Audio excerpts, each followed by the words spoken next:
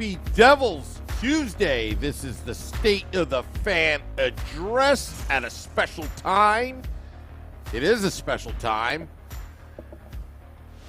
I'm your host, Sam Wu, here with pucksandpitchforks.com editor-in-chief, Nick Villano. Streaming live on Facebook Live, YouTube Live, Twitter Live, and Twitch on the Let's Go Devils Network. Coming live from the Primetime Radio Studios in an undisclosed location in both North and South Jersey. And we've got a special guest tonight. His name is James Nichols of the Fourth Period. Going to be talking. My man was busy. Yeah, definitely. You had some good stuff in the past few days, and well, we have people filing in. This is a little unusual because we're on a Tuesday night instead of a Wednesday night. State of the Fan address. I don't even think we advertised this. I think this just kind of happened. Yeah, I think everybody's off their game. They're probably going to be tweeting at us tomorrow. What happened to the State of the Fan address? Isn't it supposed to go on? But we have scheduling conflicts. Yeah, I mean, and here's the thing, is that we kind of also looked at the schedule and said, well, looks like it's going to be Timo time tomorrow. But then he didn't practice. I mean, he kind of practiced today, practiced on his own. So it's not even going to be Timo time. Yeah. Well, he did take a one-timer, apparently. Yeah, I mean, he did a little bit of stuff on his own, but there's zero chance that he's playing tomorrow. Or we have to wait a little bit longer for Timo time, probably against Vegas. I think it's Friday. It could happen. Most likely it will happen, I would assume. But I know Devils fans are anxious right now for Timo time. But that March 7th, I know little Fireboy Allen is going to be there. Coming from Canada to that game. Good friend of the podcast. And we'll be at American Whiskey. I'll be there for Devils After Dark. I won't be able to get there in time for Game Day Live. Shorts guy is looking to fill in for me at American Whiskey, which we definitely had a great time the other night, Nick. Absolutely. That was a lot of fun. It was so much fun meeting a bunch of people. I bought a pitcher of sangria for myself and put a straw in it.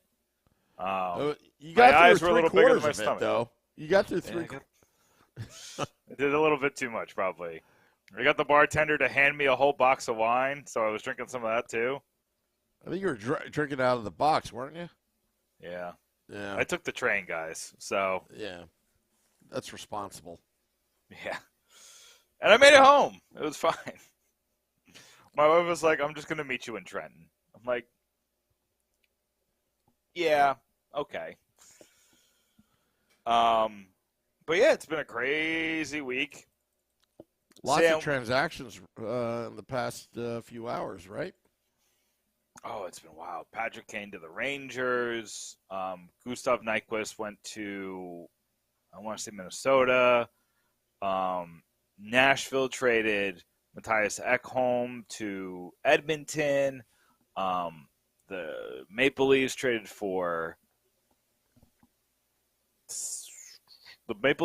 Sandin. Well, they got Luke to Schenn. Washington. They got Luke Schenn, didn't they? And then they got Luke Schenn. Ugh. So they traded Sandin to Washington and then got Luke Schenn. I think that's a terrible trade-off. Terrible. But we need some of these Eastern Conference teams to make terrible moves. Because the Devils made the big move. The Devils made the move for Timo Meier. I haven't been on this podcast since then. But, Sam, if I look right now, I have, hold on, 1, 2, 3, 4, 5, 6, 7, 8. There are 8 pieces published on Timo Meier, and there will be 2 more tomorrow morning. 10 Timo Meier pieces on pucksandpitchforks.com. Opinions from every side of the map. Did you see the one I did today, Sam? I tried to take a different look. Tried to go a little bit different. And how different? Well, I ranked the greatest in-season trades in Devils history. Oh, kind okay. of put Timo Meier on there. So Timo Meier in the 10 greatest trades in-season trades in New Jersey Devils history. And that's kind of hard, Sam, because like a lot of these trades had very minimal impact when you look at the big picture, but very large impact on winning in a small scale. Like, where do I put the Ilya Kovalchuk trade? Obviously, they didn't lose a ton of value in Nicholas Bergfors, Johnny Oduya. I loved Oduya, but it wasn't a huge loss losing him. And then Kovalchuk had that ridiculous 2012 where he basically really helped carry the Devils to the Stanley Cup that year. He was phenomenal. Led the league, the postseason goals. But we know how that all ended. So how do you rank that? How do you rank like the Alexander Mogilny trade in what was it, 2000?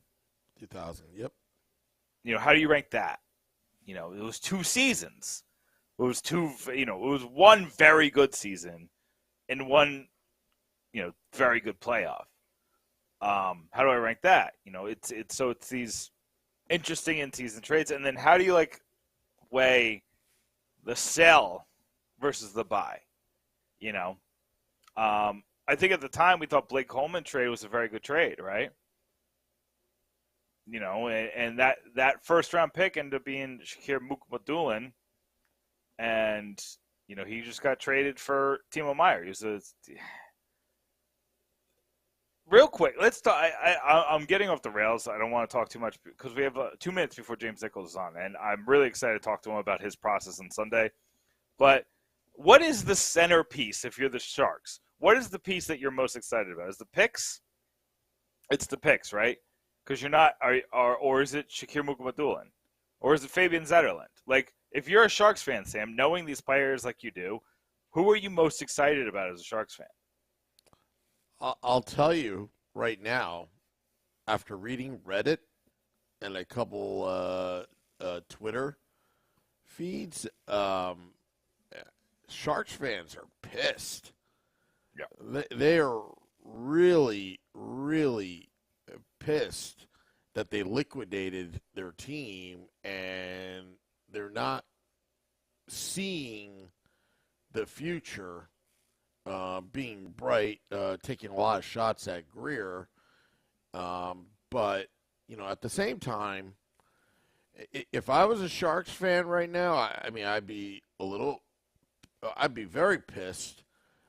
But as a Devils fan, after the last 10 years, what we had to go through, suck it up, Buttercup. Yeah.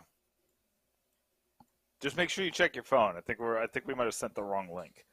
But anyway, you know what? I know what happened. I'm gonna fix it right now. Okay. Just have them relog back in. There was right a now? Windows update last week that's been causing a lot of problems, and I forgot to check off a setting. But anyway, enough about that. We're seeing a lot of comments on the YouTube Live and quite a few people on Twitter Live and all that. But yeah, if I was a Sharks fan right now, I'd be pissed because you're going to have to go through a whole rebuild. Rebuild. You're not going to be reloading that quickly. Is this not the Taylor Hall trade? This is the Taylor Hall trade, right? Yeah. What, in terms of fleecing? In terms of return. So we were all mad. I was mad about the Taylor Hall trade. I was mad about the return. And the problem with the return is that people were putting out rumors that we're getting Bowen Byram or Spencer Knight. Yeah. And now I didn't believe that, right? I was like, that seems unlikely. I think the Avalanche want Hall, but to give up Byram and a first, it just doesn't seem like something that we were going to be doing. Or that the Colorado was going to be doing. Yeah. So when you hear that, you're like, all right, let me temper expectations. Let me think of something a little bit less. Who's their second best prospect in the first? Think about those things. Who's the other first-round pick that you can get? And then you get to Arizona, who sends Kevin Ball, who was a good prospect. He wasn't a great prospect, but he was a good prospect. Nick Markley, who is a failed first-round pick, who you're trying to, reprise from the dead. Nate Schnarr, who was kind of just a guy. A first-round pick, which, turned out to be great. And then a third-round pick, which you turned into something great. So it all has to do with what you do with the pieces. I think that the Sharks, what Mike Greer wanted was a smorgasbord, and he got it. Unfortunately, when you eat a smorgasbord, a lot of the food isn't going to be very good. But if you go to a steakhouse, the food's going to be pretty good. So it's kind of like, do I want to go to Old Country Buffet and hope that, 40% of what I get is going to be pretty good? Or do I want to go to Old Homestead Steakhouse? I used to live at Old Country Buffet as a poor college student at Penn State. It was, yeah. Anyway. It was phenomenal. Yeah. But it was terrible. Yeah. Anyway, we got a guy here. Yeah, so our special guest tonight, officially a good friend of the podcast. Ooh. His name is James Nichols from the Fourth Period. You can find him on Twitter at James Nichols NHL. James, you're on with Sam and Nick. Hey, you've been hot recently on Twitter. I've been just refreshing your feed constantly. Congratulations. Thanks, fellas. It's been a wild couple days, but yeah, it's not over yet. No, it's not. And I didn't even have this on the list, but I got to ask, do you think there's another move coming? I could see something going down depth-wise right now, and I said this yesterday in my article. This looks like a really complete team at this point. So they don't need to make too many other moves here, in my opinion. It's always good to add depth. So I was wondering if Scott Harrington was going to make it through waivers, because I thought that would be a good depth option. He ended up actually not making it. So, there goes that. But I think that their defense is and their blue line is fine. They probably need some depth at forward, if anything, because, if anyone goes down, right, they saw Graham Clark come up today, and he's been great down in Utica. We'll see what he can do in the NHL. Nolan Foote's been pretty good. Alexander Holtz has been up and down. But they probably want for the playoffs, when they get there, somebody who's been there, done that. I look at a guy like Nick Ritchie. I think that's a good buy low option who can bring a little bit of muscle and, can play anywhere in the bottom six. I don't know if that's someone that they're looking at or targeting. I've got nothing on my end right now.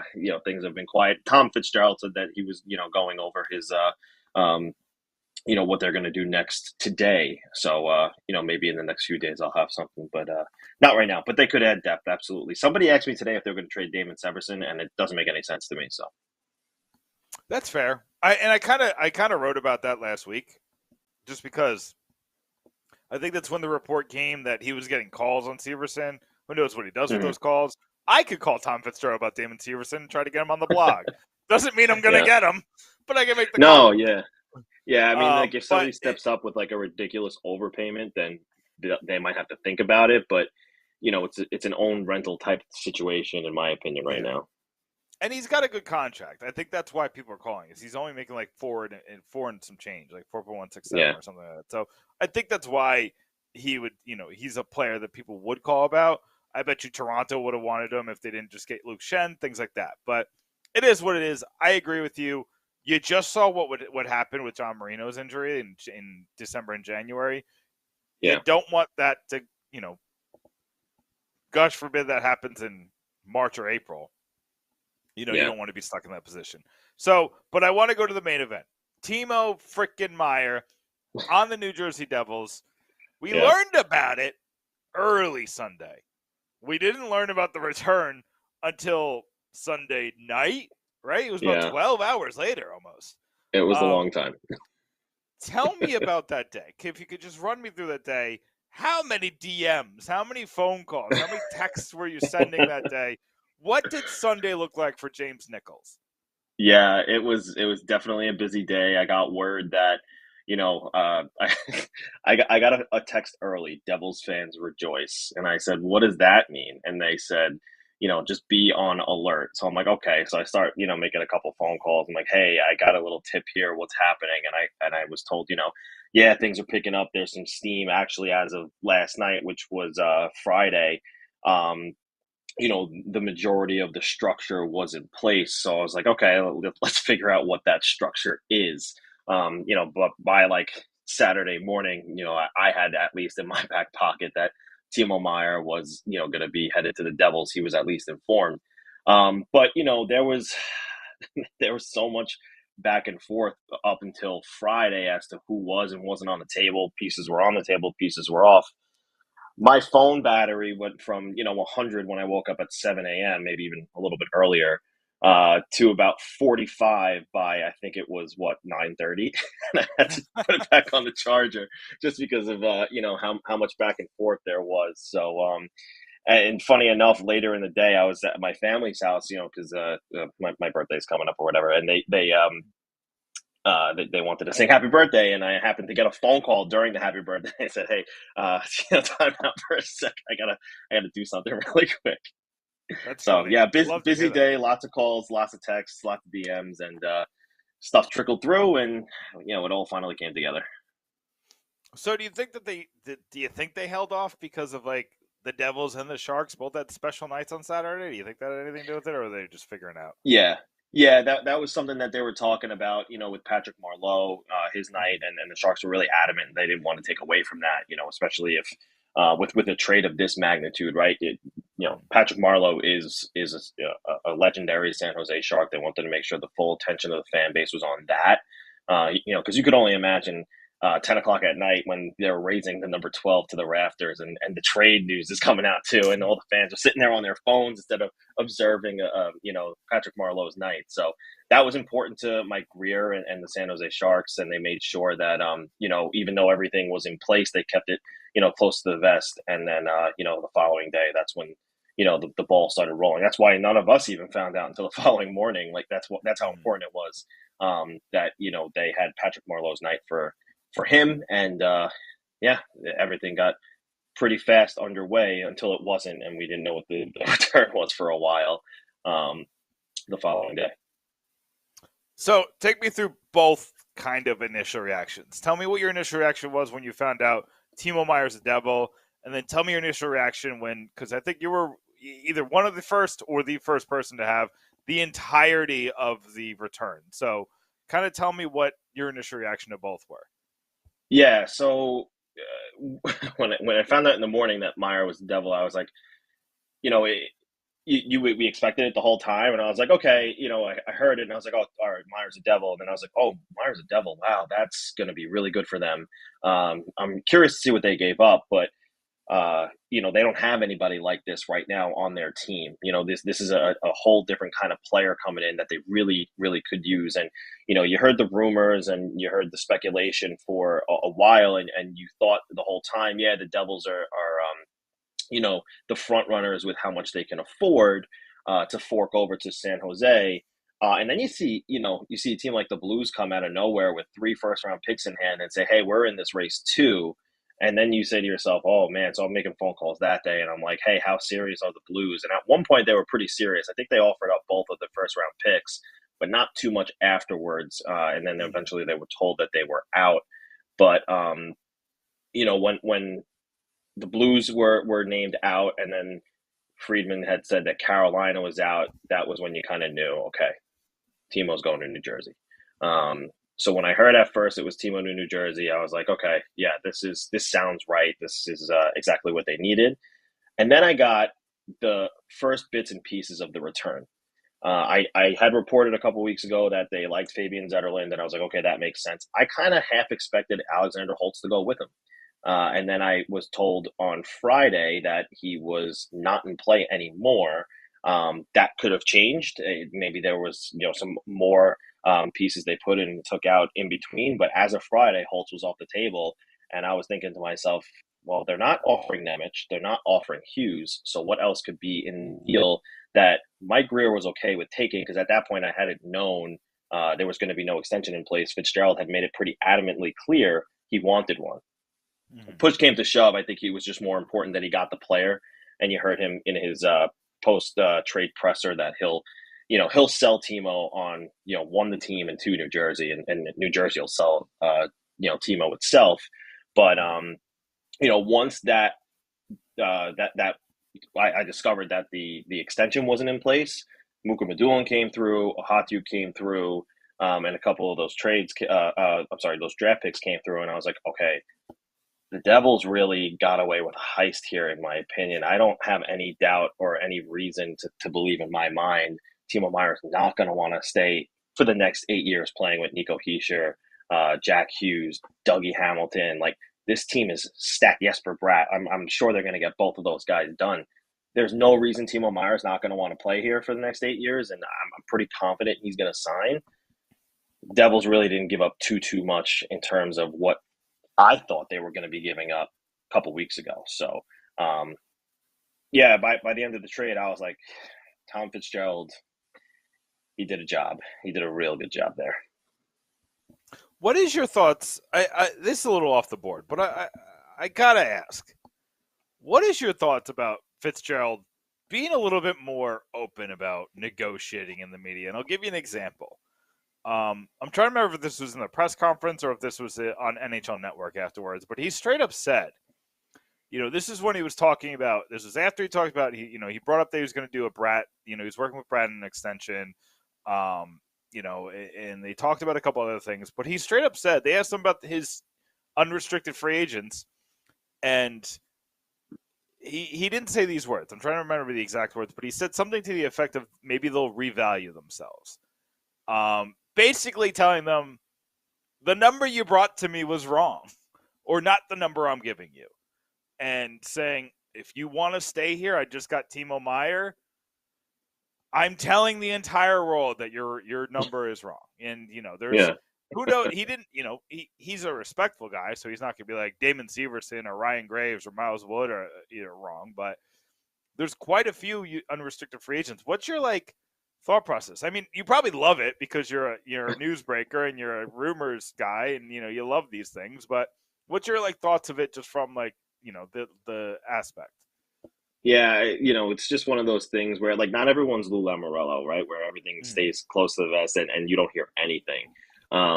But you're kind of seeing it more league wide, where GMs are okay publicly negotiating. This started back in November when I reported the initial pickup of the conversation between Jesper Bratt and his agent, where I wasn't expecting Fitzgerald to tell me when I asked him, hey, what's the latest with Jesper Bratt? And he just came right out and said, I'll be honest with you, we started negotiating last night. And I was like, oh, I wasn't expecting that at all. So as soon as he said that, I was like, okay, he's trying to publicly negotiate here and have at least his agency on paper that people know that this is happening, and gauging the interest there. So it doesn't surprise me. This is a tactic that general managers typically use, and we know that Jesper Bratt's number is pretty high. We know that a guy like Ryan Graves, who's an unrestricted free agent, wants to stick around. He hasn't found a permanent long-term home, right? He came from Colorado, and he's looking to maybe sign his first deal where he has a little bit of security. Damon Severson, the longest tenured Devil, he probably wants to stay in New Jersey, but I think he knows the writing is on the wall.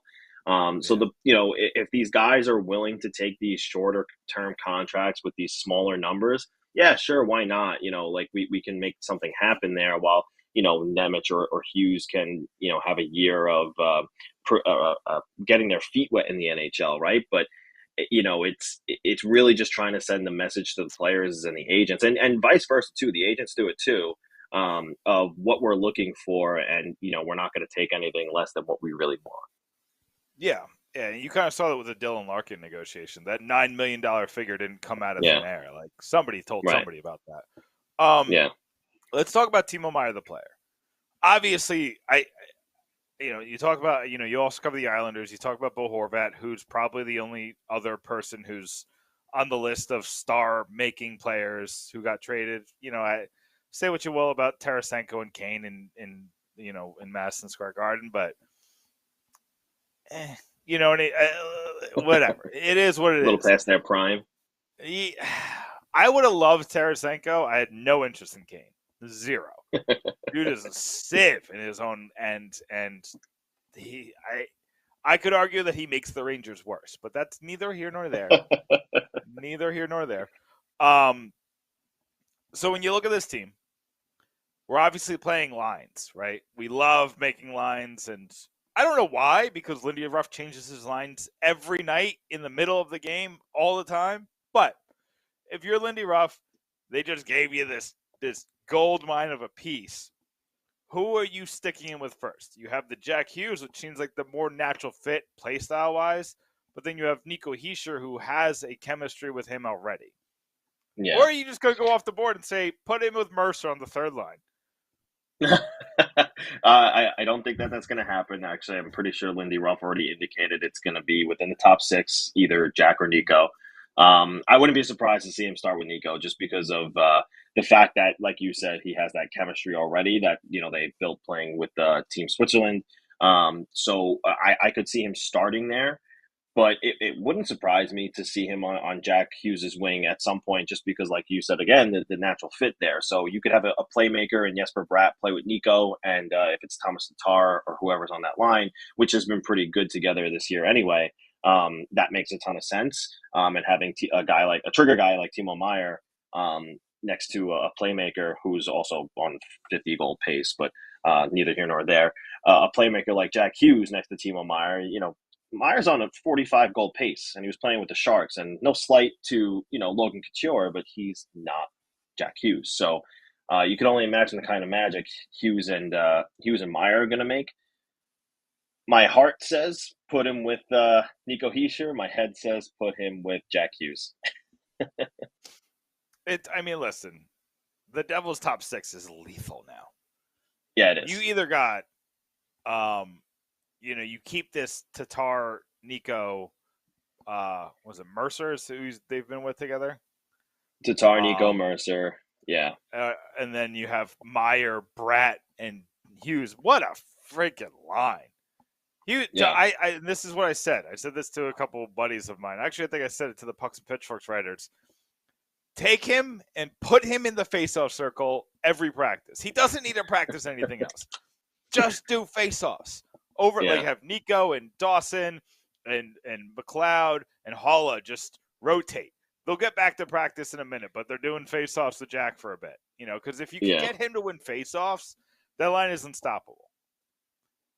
Yeah, it really is, and that's a part of the reason why Eric Hallow was up there for such a long time. Yeah, I don't anticipate unless there's injuries that's going to happen anymore with Timo Meier in the picture. Jack could definitely stand to get better in the faceoff dot. And I'm thinking about it, if I'm being honest, I don't really see him at morning skater practicing faceoffs too much. But Lindy, what are you doing? It's Dawson's in there all the time, Hallow's in there all the time, McLeod's in there all the time. I haven't seen Jack in there too much, but he's working on power play and stuff like that too. So, but yeah, that's if there's one thing you can fault him on, it's that. I have seen him make a couple of iffy plays in his own end recently too, a couple cross ice passes in front of the crease, which I said was screaming to Novozinski, what the hell is Jack doing right now? But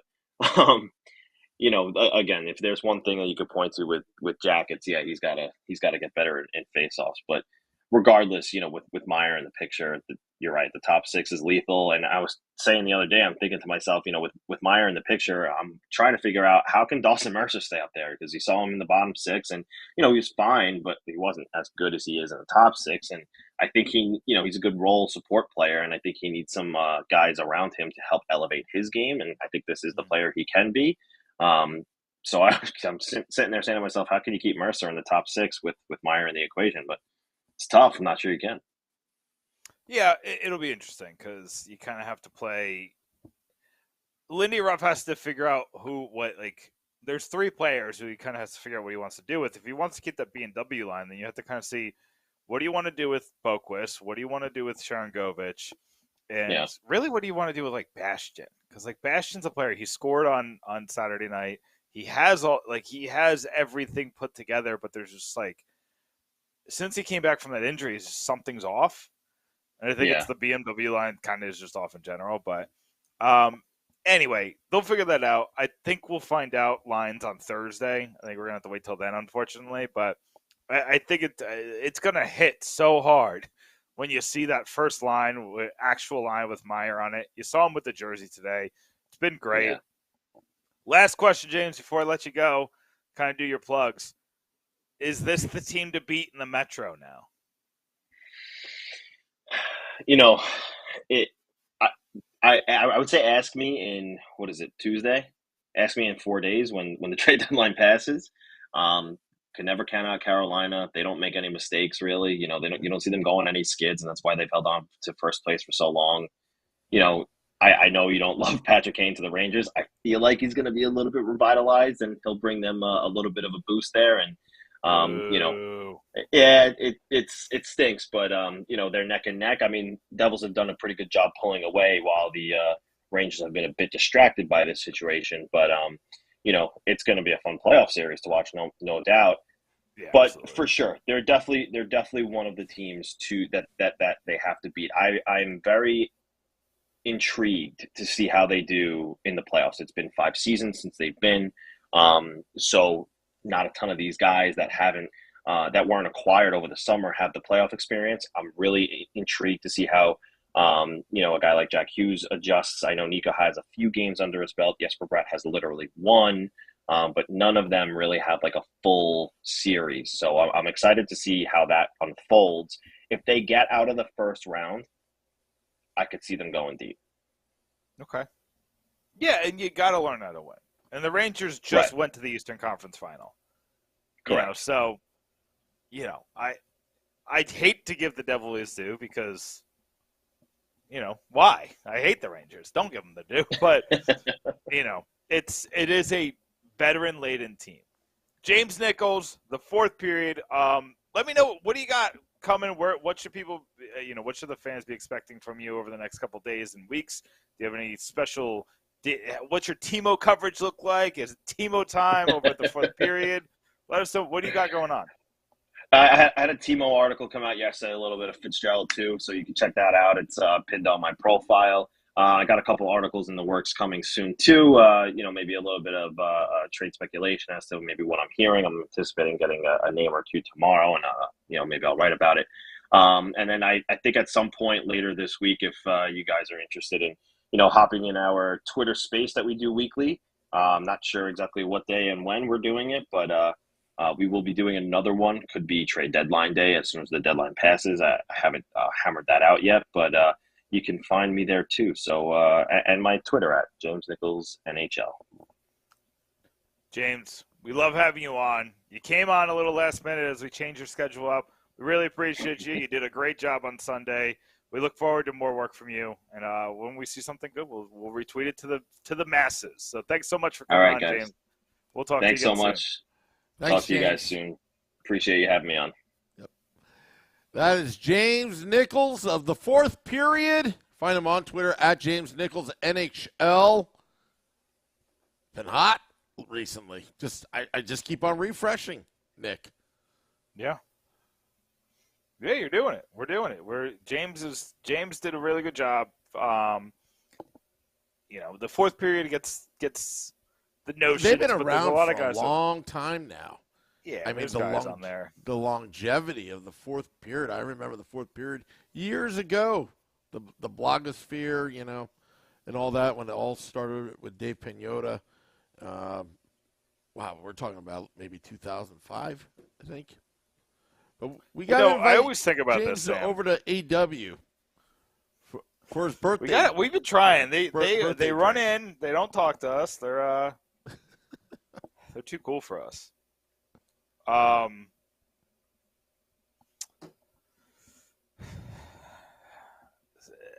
It's been such a wild couple of days, Sam.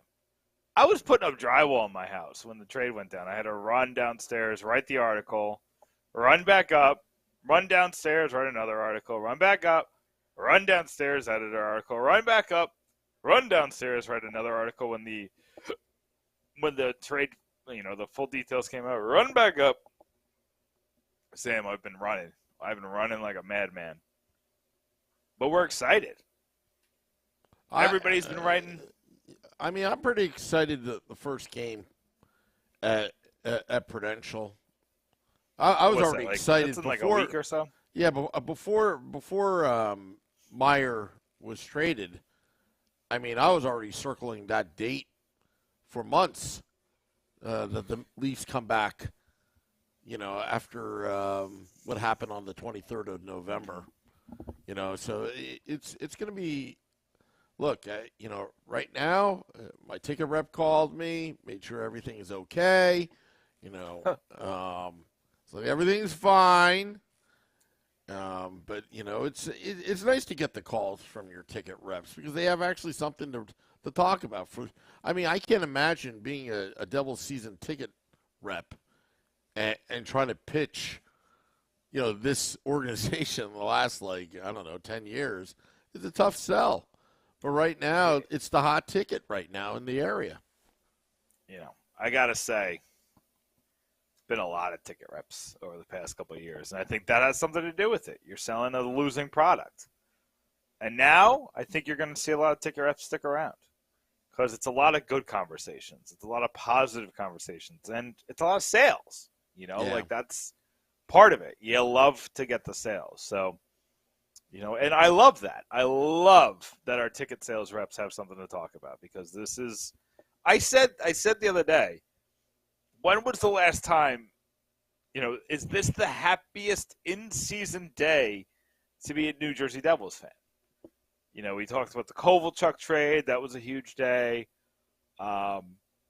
There's multiple Rangers wins that would be up there. I think one of the big shockers was the big trade in 2002, I believe. Is it the Langenbrunner trade? Yeah, the Arnott leaving, That was on the list, Sam. That was on the article. Yeah, I was kind of devastated because, you were emotionally attached to the A-line. But, but once you get Joe Nieuwendyk and Jamie Langenbrunner, Jamie Langenbrunner, I really, really loved Jamie Langenbrunner when he played with New Jersey. Can I just tell you how insane that trade was? Because I did research, because I wrote about it. I did some research on it. And I always remember it and then forget this fact, that Lou Lamoriello traded Jason Arnott because the A-line was too good. And he felt like he was taking away from the other lines. That's Lou. It's team concept. I think he was overthinking it, but they did win a cup out of it. But it worked. Yeah. How do you make I don't want to call it a bonehead move, but I'm saying it in the most loving way because it worked. He was smarter than all of us. There's no reason why that shouldn't have worked. That is a terrible move to break up your top line because it's working too well on a championship contender. But you know what? In defense of Lou, I think it made Patrick Elias a better, well-rounded player. Because his, when he came into the league, I think he played a couple games in '96, but late '90s he started to really develop, and then he had some great years, early 2000 with the A-line, but then obviously he had the hepatitis and all that. But when he came back, I think he Max was saying the egg line was his all-time favorite. That was a great line as well. Yeah. That was Elias, Giunta, and Gomez. Yep. Yeah, that was a great line too. They could score. And it's kind of wild. I was we were at the game on Saturday. I was sitting with Beer Baron, and I was telling him, I was like, man, we love Gomez now. He was public enemy number one for a long time because he went and took the big money with the Rangers. But he had that terrible tenure with the Rangers. Then he had the terrible, even worse tenure with the Canadians. And he came home. And he got a nice little lift up at the end of his career. And then he tried elsewhere. It just didn't work. There's just guys. And Holik was another one. Who just, the way they played made more sense here than it did anywhere else. Mm-hmm. And I feel like Detroit was a similar place where there was like some of those depth guys made more sense with Detroit. Those early 90s or early 2000s, late 90s Detroit teams. When you have a system in place, when you have stability in the very, very top, like with Lou, like with Bowman, everything else just kind of works itself out. Lou could hire a new coach every season, but the standard was the same, and the results were close to the same. But going back to Timo for just a second,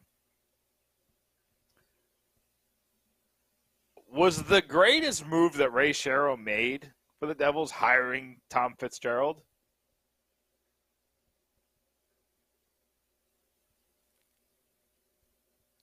Well, they were together in Pittsburgh. Yeah, but Tom didn't come over with him, right? Tom came over after.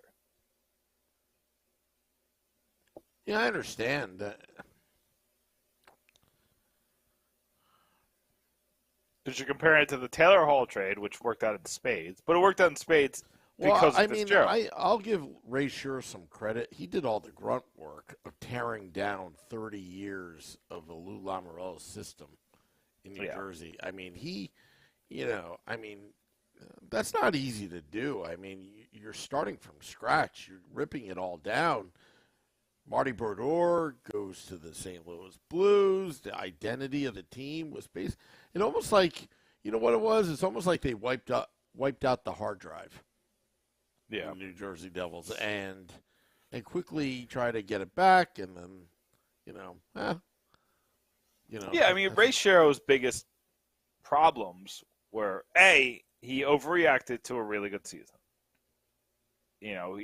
The Devils had that 2017-18 where they were phenomenal, but they did it on the legs of Taylor Hall and the glove hand of Keith Kincaid. Really, those were the two that were just saving them on a nightly basis. You were still getting some depth there, but you had Coleman's line was playing really well, and but it was just something was just you could tell that like this wasn't the right team. The defense especially. It was just like this isn't a sustainable team. The overachieved. So he saw that and he's like, well, let me go get Subban. And everything fell on Subban. Subban had to work for this to be sustainable, and Subban was the opposite. It's unfortunate. I like Subban as a culture guy. I like Subban I think that Subban was really good for Hughes. I think it was really good for a lot of the young guys. You saw Subban and Severson are the two veterans always at those young guy parties. I think it's because they buy into that thought process. Severson's funny. He said something the other day about needing to give somebody their money or something. Like it was really like off kilter. I think he said it to Ryan Novo or something. It was like it seems odd. But it's just kind of funny how things have worked out. You heard James Nichols talk about Severson. What are your thoughts on Severson? Do you think I wrote this a couple weeks ago? Or I think it was last week. Do you think that the Devils should even ask what he's worth, or do you think that he's too important to this team? I'm looking at Severson as a rental at this point, given the fact that what's coming up through the pipeline, the Hughes and Nemitz situation. Mm-hmm. There's only 6 spots, Nick. 3 pairings. Sometimes you would have 7. I was going to say, you could probably squeeze 7 in there just to, there's two reasons why you can put 7. A, if you want to get Hughes ice time on the power play, Luke Hughes, but you don't want him to lose confidence in his own zone. Kind of, execute him that way. But go on. Well, in terms of Severson, I would have to agree with James that I don't think he's going anywhere for this season. If he really wanted to stay, what kind of offer can you offer Severson without insulting him? Because he's obviously not in the long-term plans, so to speak, you know. But at the same time, I have a little sentimental value with Severson. He stuck with it the entire time, you know, just, you know, and then finally this team is good, and then, you know. It's really not fair. I feel No, so it's bad. not. I'm always going to root for Severson because this stinks. For him to go through the motions, he took it on the chin from this fan base and probably writers like me and podcasters like you. You know, I know you like Severson, but just, you know, the theoretical you, over and over again. And now when the team is good, he's obviously on the way out. Like Marino signed long-term. Dougie Hamilton signed long-term. You just used the second overall pick on Simone Nemitz. Like, we're out of room already. You know, you can't even sign a depth guy. Simone Nemitz is your depth guy. Until he becomes a superstar. If he becomes a superstar, then you got a really hard decision to make because you got Marino. What's Severson worth, you think? He's worth a first-round pick. You think so? If Luke Shen's getting a first-round pick, yeah, that's true. Severson's getting a first-round pick.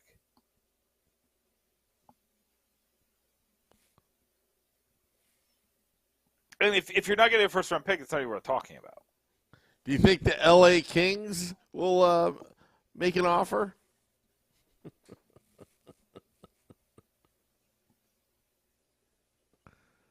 I was kidding. Yeah, I know. Nick. Somebody texted that to me during the podcast. I started laughing. Anyway. That's funny. Yeah. Can we talk about the guy over the river spitting on somebody?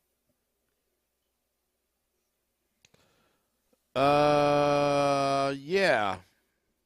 What about it? DeAndre Miller got suspended for spitting on a guy.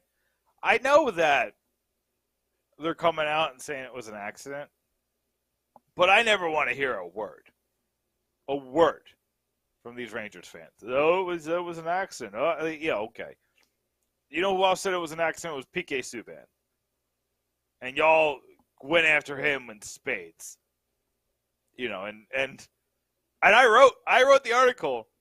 P.K. Subban has to stop tripping people because you don't want to get this kind of a reputation, and now their star defenseman has a reputation for spitting on someone. Hold on one sec. We got to do some fact checking. Luke Shen wasn't for first round. Oh, I'm sorry. I got lost in the sauce. Yeah, I just Sandin got the first round pick. Yeah. What did Shen get? Third. Oh. Okay. Nick, Sorry you got to about be that, careful guys. what you say on this podcast because suddenly threads on Twitter just go crazy. How, you know. I've angered the Twitterverse. Yeah, sorry, guys. I'm going to be honest. I'm dealing with a lot right now, just besides hockey. So I'm trying really to, get my nose to the grindstone on the hockey because I know it's an important time. But I was trying to keep track of everything. Look, let's. My bad. No. I was just correcting it just to make sure. Yeah, that it was for the correct. record. For the record, my but bad, guys. honestly, when James Nichols described the behind the scenes, this podcast has the same story. We have personal lives, and everything that unfolded on Sunday after a night of just absolute partying, for our 500,000 party, it was just, it was surreal because it's like I didn't, after the event, I actually had to stay in a hotel room to make sure that event happened, right? And then, we talked about this on the Sunday podcast that the Ironbound district in Newark literally had no broadband. Prudential Center is different because they actually have fiber coming from Verizon, but the Ironbound districts had no broadband, and Saturday was just like wasn't sure if we could actually pull it off, and your sheer exhaustion. Then I had to break down the set, all that, and by the time I literally got home, I helped my wife do a couple chores for about half an hour. Boom. Timo Meier trade. And we could have easily mailed it in and did nothing. Instead, Nick was writing, Vinny was writing. I couldn't even pull anybody. Scotty was in mid-flight. Beer Baron had two kids in his arms. And Shorts Guy, I don't know what Shorts Guy was doing, but I think he was hungover from the night before. But that was crazy. And it's a lot to digest, because I think what's really, this just described behind the scenes when you do this podcast or you're a reporter and you do what James Nichols or Ryan Ovazinski or Nick does. There is so much information going around. Like, I can't even keep up. I really can't even keep up, at this point. And it's so detailed in a 24/7, 365 cycle. It's tough to keep up. And you know what? Sometimes you're wrong when you're on live air. Remember, it's live. And when we did that Sunday podcast, I mean, we had to really bulldog it for that hour, because everybody was exhausted, but everybody was just happy, but it was just kind of trying to get through it. So, but yeah, just wanted to give the fans, people listening in, the insight behind it. I mean, when you do production or you do, a blog or an article, what is 5 minutes read of an article or an hour's worth of podcast, there's probably about 8 times more time put into it than what you actually see. Would you agree with that? Yeah, usually. I try to put some time into these. The breaking news ones I can write pretty quickly just because I've been doing this. Tim, you know how long I've been writing for Pucks and Pitchforks? 2016? 2017. Wow. Is when I started. So we're on 6 years. I went back and looked just because I was curious. Do you know how many views I had in the website had in the first month I was here? I'm going to venture, maybe because it's part of fan-sided, 17,000. Take the 1 off of that. 7,000? 7,000 views. Sam, we had 55,000 views on Sunday. That's crazy. I think we're at 4. I think we're going to finish February with, last I checked, it was 432,000. It's obviously more than that now, but it's somewhere in that realm. Well, let's say 435,000 views. That's a lot. And I love this. This is great. This is, I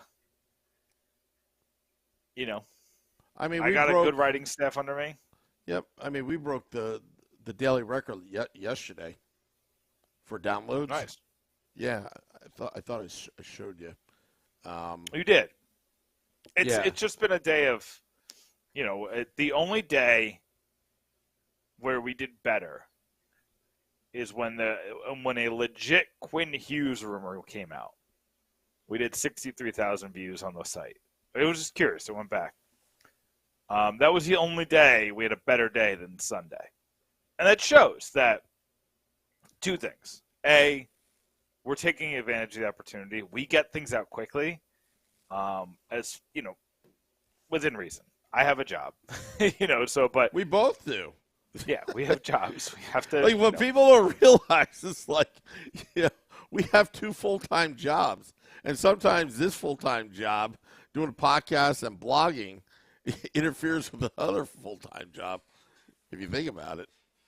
And I think it's funny because I'm very transparent about how people get paid and how much people can expect, yada, yada, yada. And I've said it before, when you work for me, I give you your cut that comes to me for editing it. I make no money for anybody who does more than 10,000 views on my site. I make no money. In fact, I probably lose money just because my formula is a little bit different than FanSite's formula, and mine probably pays you a little bit more. Anyway, I always think it's funny when people apply and think this is like a full-time job. And I'm like, listen, man, like if you apply and you say, oh, every month I'm going to write 30 articles, I'm like, you're not going to get past the application phase. Because if you think that you're writing 30 articles a month for me, you think that you're going to quit your job.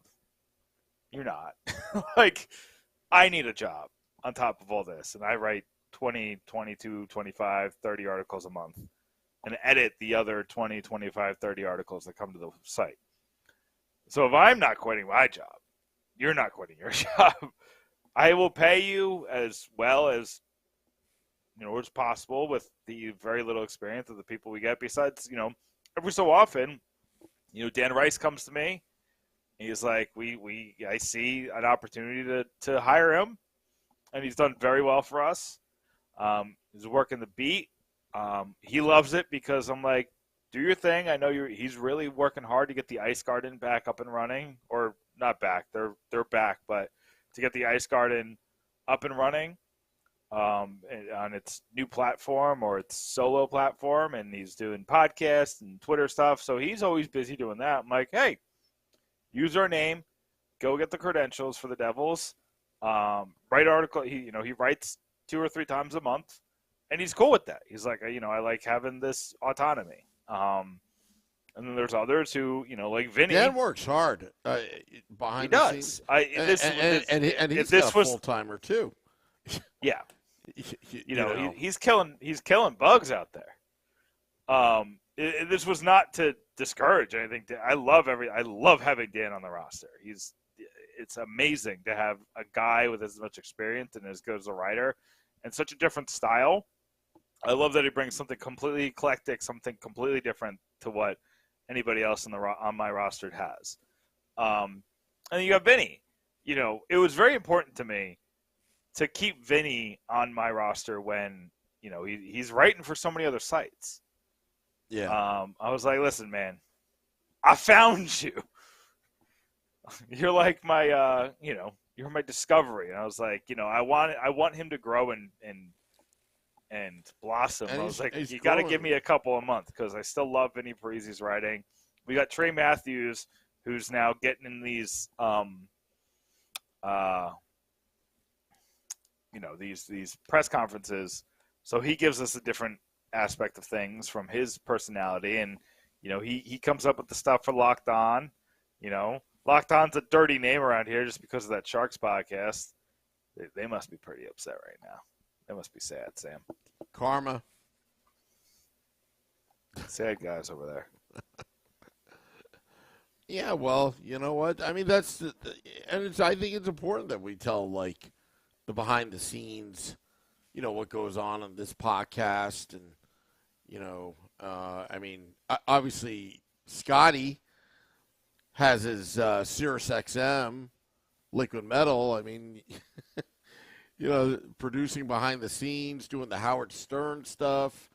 When pandemic happened, Scotty was doing all the production, in conjunction with New York at XM. Yeah. So and obviously Beer Baron and Shorts Guy, they have very important jobs. Yeah. You got to bring up the youth. Yeah. But that's all I got, Sam.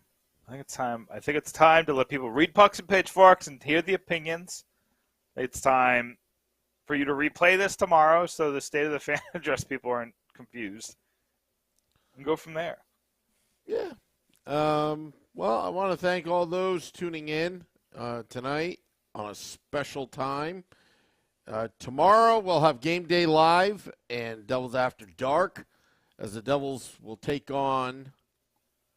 They're playing the Colorado Avalanche tomorrow, right? Yep. Okay, just want to make sure, because again, it's been a crazy 2 weeks, and sometimes you lose your mind at night. But anyway, see Matt Junio in the YouTube Live. What's up, Matt? Yeah. What's up, Matt? R. Nunez, 9 o'clock start tomorrow, 9 p.m. Eastern. But dropping the podcast at midnight, and thank you for listening to us and making us part of your day on your morning and afternoon commute. It means a lot. And also, our next appearance will be at American Whiskey, March 7th. I won't be there for Game Day Live, but I believe Short Sky will be. I'll be there for Devils After Dark. A couple other events. March 30th, Devils Rangers at American Whiskey. And April 13th with Arlette at Stagehouse Tavern, 1099 Route 22 East in Mountainside, New Jersey, in Union County. Last game of the season, we're going to have a viewing party and then smushing it in with Arlette.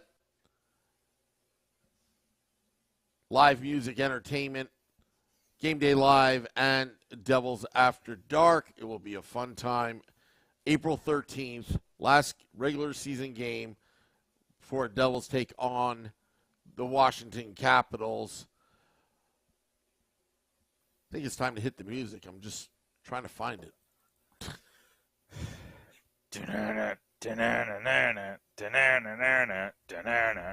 Oh no, that's something different. That's close. Marilyn Manson. Anyway.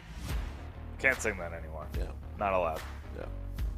So go to pucksandpitchforks.com. Until next time, let's go Devils.